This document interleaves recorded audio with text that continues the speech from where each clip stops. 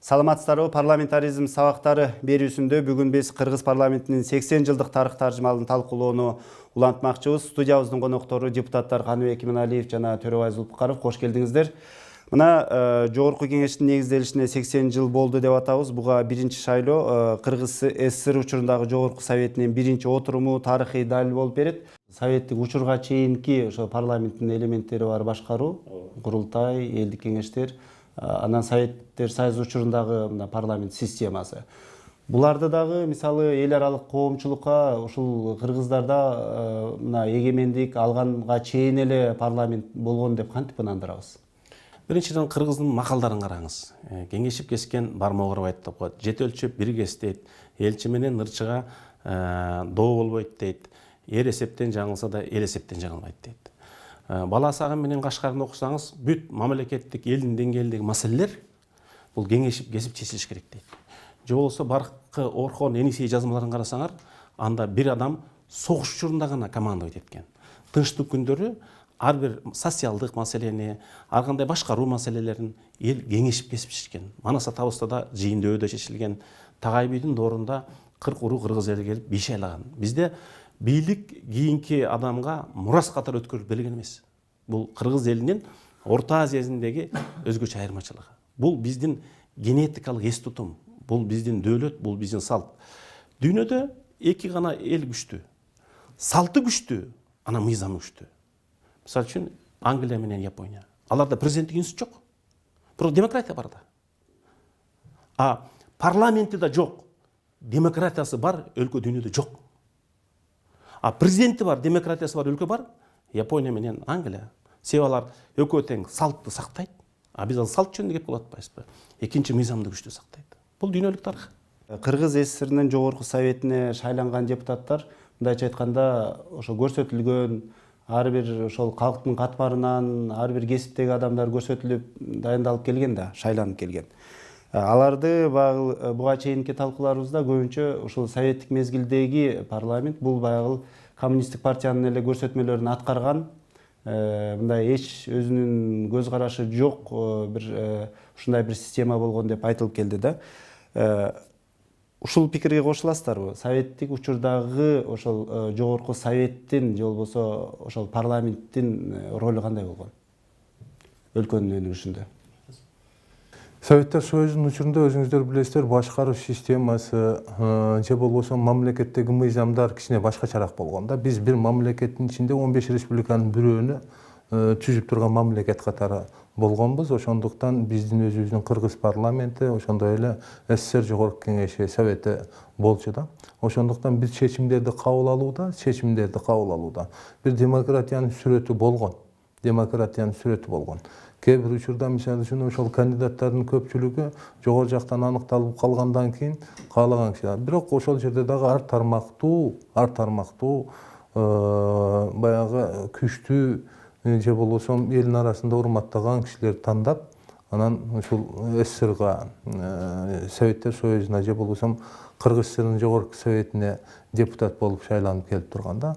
Азырда эле бизде ошондой эле болуп келет. Бирок өлкөнүн турмушуна, элдин турмушуна алардын таасири болгонбу? Экономикага мисалы же болбосо кандайдыр бир саясий чечимдерди кабыл алууда? Саясий чечимдерди кабыл алынган 15 республика дайыма өзүнө баягы пайдалуу нерселерин тартып, ошол жогорку Москвадан өздөрүнүн кызыкчылыгын коргоп аракет кылып турган да. Эгерде мындай карап көрө турган болсок, мисалы үчүн экинчи баягы дүйнөлүк согуш, ата мекендик согуш деп коебуз, ошол учурда көптөгөн мамлекеттерге ошол Санкт-Петербургда, ошол Европада жайланышкан СССРдин көптөгөн шаарларынан эвакуациялар болгон да. Биздеги көптөгөн завод, фабрикаларды эгерде карап көрсөк, ошол улуу ата мекендик согуштун учуруна туура келет да.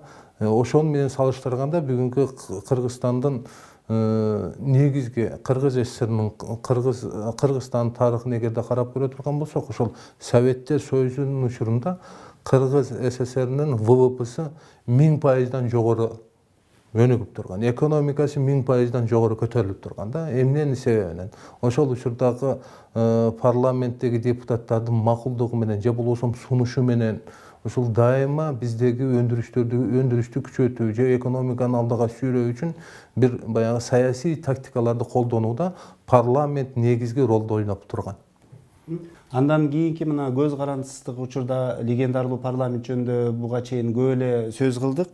Ал эми мына кыргыз парламентинин ошол жылдары эң бир багытынан тайып кеткен учуру кайсыл чакырылыш деп айтса болот? Биринчи, легендарлуу парламент чын эле легендарлуу болгон. Элита деген бул тандамал деген сөз. Биздин мамлекетибиздин кайсы гана тармагынан болбосун, кайсы гана темада болбосун, кайсы гана маселеде болбосун, алар өздөрүнүн элита экенин көрсөтүп, тарыхта биринчи жолу биздин эгемен мамлекеттин биринчи символикаларын жана биринчи конституциялык закондорду мамлекеттин укуктук пайдалануу түптөгөн ошолор кабыл алган да. Андан кийинки бизде 60-45 депутат болбоду. Ошол 45 депутатты мен азыркыга чейин фамилиясын жаткы билем, айтып бере алам да. Себеби ошол системада эки палаталуу туура болгон. Эки палаталуу системанын учурунда бизде төңкөрүш болгон эмес. Бирөө мыйзам чыгаруу палатасы, бирөө эл өкүлдөр палатасы. Андан кийин 2005 жылкы чакырылыштагы парламент духу жагынан күчтүү болгон, Текебаев спикер болуп турганда. Оппозициялык жагынан да күчтүү болгон. Эгерде ошол парламент калганда мүмкүн 2010 жылдагы кандуу окуя болмок эмес. Себеби алар ал парламентти таркатып, бир гана президенттик бийликти бекемдеген конституцияны кабыл алып, дээрлик бир эле кишинин айтканын кылган бир эле партиялуу Ак Жол партиясы келген. Ак Жол бул шайлоого бир ай калганда түзүлгөн партия, 70% алышы, 90% алышы. Бул эч кандай логикада сыйбайт. Ал жасалма партия, жасалма шайлоо и жасалма саясатчылар болгон. Ошол айынан катастрофа болуп 2010 жылдын 7 апрелинде окуя болду. Эгерде алар жантип элди зордоп бир партияны алып келбегенде, элдин өкүлдөрү оппозиция болобу, ал оппозиция шарттуу гана, бүгүнкү оппозиция эртең бийлик болуп калышы мүмкүн. Анда мындай окуя болуп кетет да. 2010 жылкы шайлоо, мен ойлойм, Роза Исахановна президент болуп тургандагы адилет өттү. Анын күбөсү катары оппозициячыл Ата Журт партиясы биринчи орунду алып келди да. Бийликте турган СДПК экинчи орунду алып калды. Коалицияны түптөөдө, аны уратууда, кээ бир маселелерди алып чыгууда чын эле парламентте альтернатива бар болчу. Азыркыга салыштырмалуу. Ошондо биз дүйнөлүк коомчулукка, мисалы үчүн, Европа кеңешине байкоочу, парламенттик ассамблеясына байкоочу катары катыша алдык. Ошондо ОБСнин парламенттик ассамблеясынын көчмө жыйынын Кыргызстанда өткөзүү жөнүндө кабыл алынды. Ошондо Кыргызстан Түркпада парламенттик ассамблеяларда өзүнүн үнүн чыгарып, Кыргызстандын аянтында, ордосунда Афганистан, НАТО маселеси каралды. Биз Орто Азиядагы саясий ордо болуп калдык. Саясий аянтчы болуп калдык. Ошол биз мүмкүн тарыхта көбүрөөк баа берер, мүмкүн бирок биз жетишерлик мыйзамдарды кабыл албаган чыгарбыз. Бирок июнь окуясына баа берүүдө, апрель окуясынан кийинки кемчиликтерди жоюуда, жаңы конституциянын негизинде жаңы конституциялык мыйзамдарды биз 2 жылда кабыл алып бергенбиз.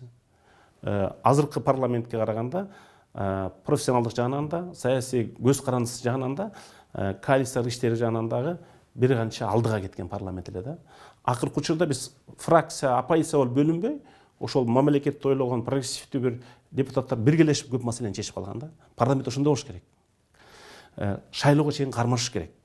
Шайлоодон келип парламентке келгенде өзүң программалайык, эгерде мамлекеттин маселеси биринчи орунда турса, анда ал мамлекетке добуш беришибиз керек. Оппозиция коалиция деген шарттуу болуш керек.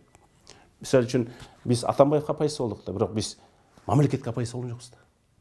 Жана Төрөбөз Акиш айтып кетти, оппозиция ушундай маселесин айтып чыгыш керек. Эң туура. Сапар Исаков премьер боло албайт деп айтып чыккан биз элек го. Буга добуш бербегиле деп айтып чыккан биз элек го. Аягында 6-10 чакты эле депутат калдык элек го. Анан бир жылдан далилденди го, ал командасы менен анасы камалгандыгын. Бир жылда кыргыз элинин өмүрү бекер кетти. Билип туруп, көрүп туруп, анан баары эки колдоп добуш бергенде бул чоң жалыштык дегенбиз. Ушинтип эле конституцияга өзгөртүү киргизип атканда 2016 жылы. Азыркы коалициянын лидери бул деген Кыргызстанда бизнесмендер үчүн бейиштап келет. Бул деген кумтөрдү тартып алабыз кайра экесит болуп. Бул деген парламентаризмди өнүктүрөт деди эле. 2 жыл болду, кана өнүккөн, артка кеттик го. Ошон үчүн чындыкты убагында айтып, убагында баа берген жакшы болот деп ойлойм да. Каныбек Капаш айтып аткан нерселер көбүнчөсү баягы 2016 жылдагы конституциялык өзгөртүүлөргө барып такалып атат да. Анан жакында дагы ушул боюнча мына парламенттин келечеги тууралуу да сөздөр болуп, ушул конституцияны өзгөртүүгө барыш керекпи, кыргыз парламенти мындан ары кандай өнүгүшү керек деген бир суроолор туулуп атат да. Чынында эле бул кыргыз парламентинин эми келечеги кандай болот? Аны ошол туура багытка буруп чын эле ошо парламенттик башкаруу, парламенттик демократия багытында өнүгүп кетүү үчүн кандай кадамдар жасалышы ыктымал? Бизде конституцияны айтканда, конституция толук кандуу өзгөргөн жок. Буну мындай баса белгилеп кетиш керек. Негизги ошол жердеги ыйгарым укуктар чындыгында бирөөгө жакты, бирөөгө жаккан жок. Ушул аныкталды да. Анан негизинен ошол 2010 жылкы башкаруу системасынын маани маңызы калды да. Бул деле жакшы. Эми 2020 жылы бизде парламенттин ичинде ошол конституцияга өзгөртүүлөрдү, түзөтүүлөрдү киргизүүгө мүмкүнчүлүк болот да. Азыркы Каныбек Капашевичтин оюн эгерде эске ала турган болсок, келечекте конституцияга өзгөртүүлөрдү киргизиш керек деген ой пикирди мынтип айтып кетти да. Мен деле макулмун. Бул баягы орусча айтканда живой организм деп коет го. Кээ бир өзгөртүү түзөтүүлөр дайыма адам ойлоп тапкан мыйзамдарда болуп турса болот. Бирок негизги маселе анан ушул башкаруу системасын биз кайра президенттик башкарууга өтөбүзбү? Же болбосо ушул парламенттик президенттик башкаруу менен калабызбы? Же болбосо келечекте парламентаризмди күчөтөбүзбү деген ой пикир айтылыш керек да. Ошондуктан өзгөртүүгө эгерде мисалы үчүн ошол учурда 20 жыл келгенден кийин бир маселени депутаттар көтөрүп, жогорку кеңештин 83-төн 2 депутаттын добушу менен өзгөртүүгө мүмкүнчүлүк берет да. Ошондуктан мен ойлойм, эми келечекте өзгөртүүлөр керек боло турган болсо мен дайыма эле айтып келем, өзгөртүш керек. Өзгөртө турган сунуштар дагы мисалы үчүн депутаттардан дайыма айтылып турат да.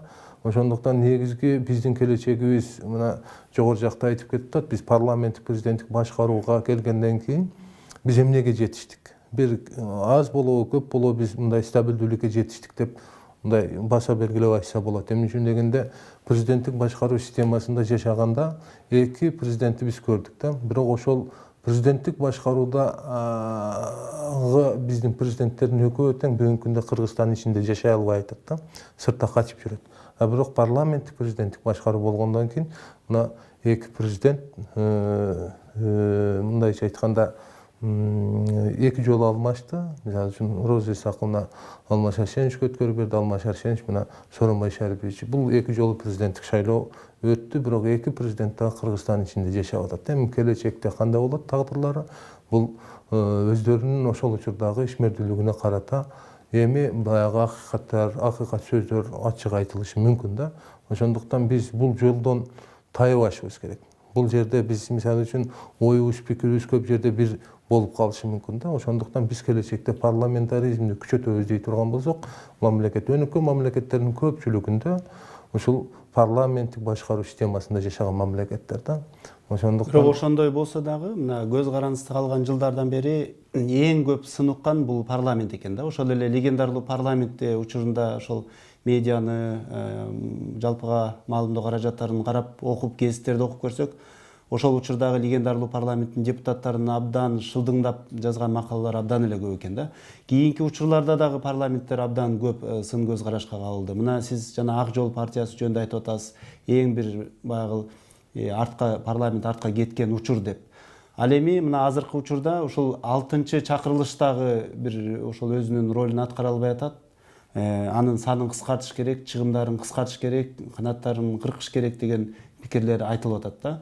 Бул мына ушул көз караш менен, ушул коомдук пикир менен парламент эмне кылыш керек? Кандай аракет кылыш керек? Биринчиден эң ачыктык керек. Себеби парламенттин депутаттын ишмердиги эртең мененки 9:30-дан 6-га чейин элдин көз алдында өтөт. А ошол учурда министр кабинетинде эмне кылып атканын эл билбейт. Губернатор эмне кылып атканын эл билбейт.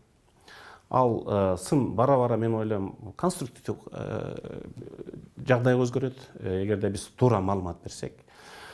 Эки нерсеге сын мүмкүн туурадыр.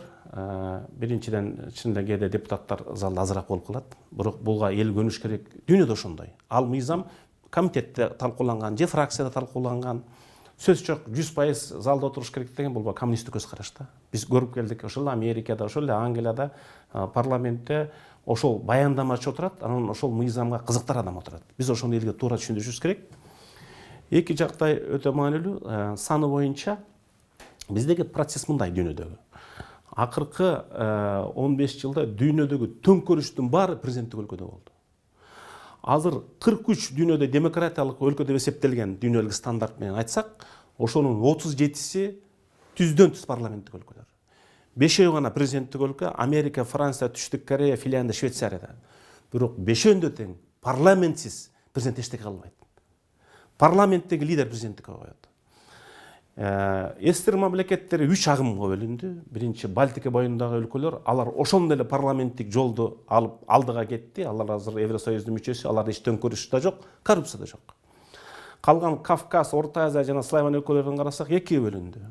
Ички ресурстары чоң, күчтүү өлкөлөр, Казакстан, Өзбекстан, Белоруссия, Россия, мүмкүн алардын менталитетине туура келер президенттик жолду тандап алышты. Ал эми төңкөрүш болгон Кыргызстан, Грузия, Украина өлкөлөрү адегенде президенттик жолдо эле. Кимдер алдыга кетти? Нефтиси, газы жок туруп, парламенттик өлкөлөр. Грузия 3 миллион эли бар, азыр 9 миллион турист келип атат. Азыр жан башына эсептегенде эң нефтиси көп өлкө эмес, эң нефтиси жак Грузия биринчи орунга кетти. Экинчи Молдова. Молдовада мамлекет башчысы президент эмес, азыр премьер ошого келишкен да. Алардын нефтиси жок.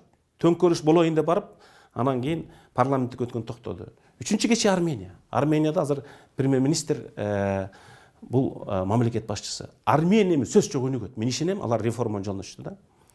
Бизде жанагындай ички ресурстар, мамлекеттик күчтүү институт болбогондон кийин Кыргызстан үчүн бир гана ресурс бар. Бул адам ресурсу, адамдын билими, адамдын эркиндиги, эркин саясат. Мындайда товардын атаандаштыгы бул рынок. Саясаттын атаандаштыгы бул парламентаризм. Ошон үчүн Төрөбөз Агыш айткан эң туура, бул бышып жетилген маселе. Биз агымга каршы акпашыбыз керек. 2020-жылкы парламенттик шайлоого эл чече турган дагы бир маселе коюш керек. Кыргызстан парламенттик жолду тандайбы, парламенттик президенттик жолду тандайбы, же президенттик парламент жолду тандайбы. Мен ойлойм, бизде ошол чыныгы парламенттик шайлоо болуп, шайлоо таза өтүп, ошондо гана реформаторлор келип, реформаторлук күч ал бар Кыргызстанда. Биз мүмкүн аларга жол ача албай атабыз. Ошондо гана Кыргызстан өнүгөт. Биздин ички бюджетибиз өтө чектелүү. Биз 3-5 экономикалык өсүш бул элдин курсагын тойгузбайт. Жылына 1% өскөн экономикалык дүң продукция бул адамдын чөнтөгүнө 800 сом гана кошумча киреше берет. А инфляцияны кошуп салыңыз, андан киши байыбайт. Экинчи, Кытай, Кыргызстан, Өзбекстан темир жолу. Бул жакынкы 3-5 жылда курулбайт. Экономикалык биз секирик кылалы десек. Үчүнчү, коррупция менен күрөшүү. Күрөш жүрүп жатат, бирок андан бюджет болбой атат да. Төртүнчү жолу бул чыныгы парламентаризм жана реформанын жолу. Ошол жолду биз азыркы парламентке кирбей калган саясий күчтөр азыркы эрежени аныктап алсак, мен ойлойм Кыргызстандын келечеги алдыда деп. Бирок ошол парламенттин бизге кереги жок, депутаттардын санын 40 кылып койсо деле жетет. Булардын эмнеге республикалык бюджеттен буларга акча коротобуз деген пикирлер күч алып аткан маалда ошол 4-чү жол менен кантип барабыз? Мына ошол 40 депутат болгон учур болгон, 35 депутат болчу. Бир олигархтар 18-ин коноктоп койсо, эртең кайсы законду өткөзө берсе болот да. Биз кээде ошо популизмге алданабыз, жеңил желп элге жагабыз деп депутаттын машинесин алалы дедик, алдык. Үйүн алалы дедик, алдык. Жардамчысын алалы дедик, алдык. Андан парламентте күчтүү болуп кеткен жок, бюджет азайып кеткен жок. 2010-жылкы канчалык бюджет болсо ошондой эле. Себеби күчтүү эксперт болмойн. Биз парламенттик өлкө боло элек деле 2000-жылы, 2005-жылы. Ар бир депутаттын 2 жардамчысы болот. Бирөө аймак, округ менен иштейт эл менен, бирөө мыйзам менен иштейт. А биз анын бирөөнү алып салдык. Үйдөн баш тарттык, бирөө үй турат го. Анда жок дегенде жетимдерге же маданият кызматка беришибиз керек го. Машинеден баш тарттык, ал машинелерди биздин бөлүм башчылары билип жүрөт да. Биз элди көрүнгөн жагынан элге жагабыз деп алдап, түпкүлүгүндө эгерде бир мыкты мыйзам киргизсек, миллиарддаган сомдор табышыбыз мүмкүн. Эгерде биз юристтерге мыкты акча төлөп. Азыр биз ушу менен кошо жергиликтүү кеңештин депутаттарын, Ош Бишкек шаардык кеңештин депутаттарын укугу өтө көп берилген. Мисалы үчүн Американын президентинин 25 функциясы бар. А Кыргызстанда шаардык кеңеш менен айылдык кеңештин Андан көп функциясы бар. 25, Американын президенти 23. Эгерде Бишкек шаарында, Ош шаарында шаардык кеңештин депутаттары күчтүү болсо, биз шаарларды өнүктүрө алабыз. Бизде эң негизги парламентаризм айылдан башталат. Мен 5 күн 120дай айылдык кеңештин депутаттары менен жолугуп келдим. Эң чоң баарыбыздын күнөөбүз алар өзүнүн укуктарын билбейт. Эң чоң күнөөбүз биз алар менен мындай бир тренинг кылып, алар менен кеңеш кантип иштеш керек. Анан аларга биз мамлекеттин ыйгарым укуктарын берип койгонбуз, ошону аткар деп. Бирок анын жоопкерчилигин айылын караган эмеспиз да. Биз Бишкекте эле ошо ак үйдө эле өнүктүрбөсөк ана парламентаризм өнүктүрбөйт.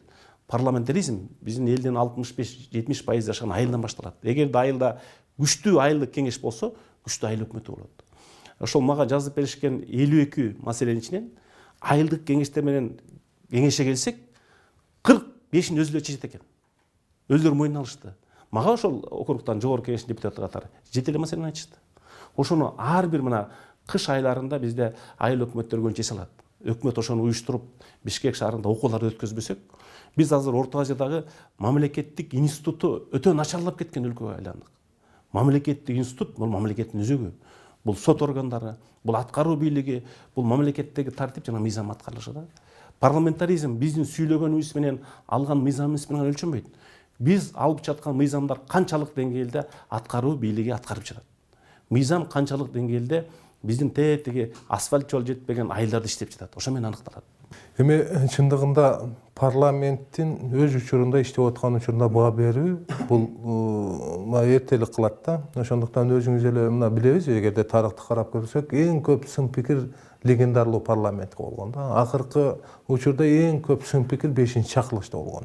Убакыт өттү, бүгүнкү күндө 5-чакылыш ошол парламентаризм, парламенттик президенттик башкарууда өткөн жылдан баштап легендарлуу деп дагы бир атты алып калышы мүмкүн да. 5-чакылыш мына Каныбек Капашев да айтып кетти, ал жерде өтө ар тармактуу, анан кийин чыныгы демократиялык жол менен шайланып келген күчтүү саясатчылар бар. Бүгүнкү 6-чакылыштын депутаттарына бүгүн баа берүү мүмкүн эмес да.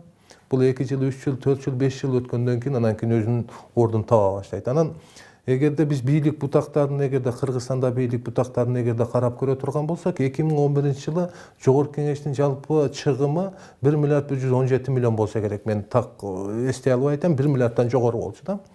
2012-2013 жылдан баштап 750 миллион, бүгүнкү быйыл 780 миллион тегереги болуп жүрөт да. Бирок жалпы жогорку кеңеш бир бийлик бутагына 1 миллиардга жетпеген акча каражаты да. Мындайча айтканда, башка мамлекеттик органдар же болбосо кээ бир министрликтердин баарын карап көрөйлү, чыгымдары өскөн да. Каныбек Капашев айтып атпайбы, жогорку кеңеш биз ачык бийлик жүргүзүүчү негизги орган.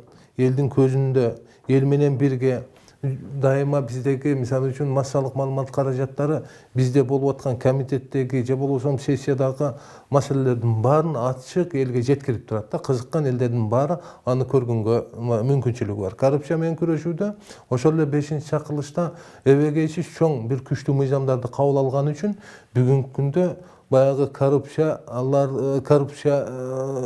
коррупция менен күрөшүүгө жакшы бир жөрөлгө түзүлдү. Эмне үчүн дегенде биз сатып алууларды электрондук ачык кылып койгонбуз да.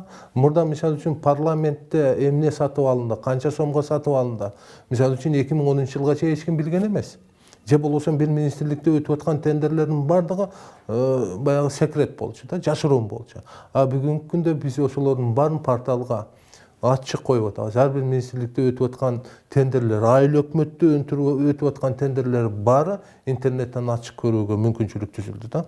Ошондуктан элдик контроль бүгүнкү күндө бардык бийлик бутактарына мисалы үчүн түздөн түз таасир эте баштады да. Маегиңиздерге чоң рахмат. Парламентаризм сабактары талкуусу ушуну менен соңуна чыкты. Эске сала кетсек, 21-декабрда Кыргыз парламентинин түптөлүшүнүн 80 жылдыгы белгиленүүдө. Студиябыздын коноктору депутаттар Каныбек Иманалиев жана Төрөбай Зулпукаров болду. Саламатта калыңыздар.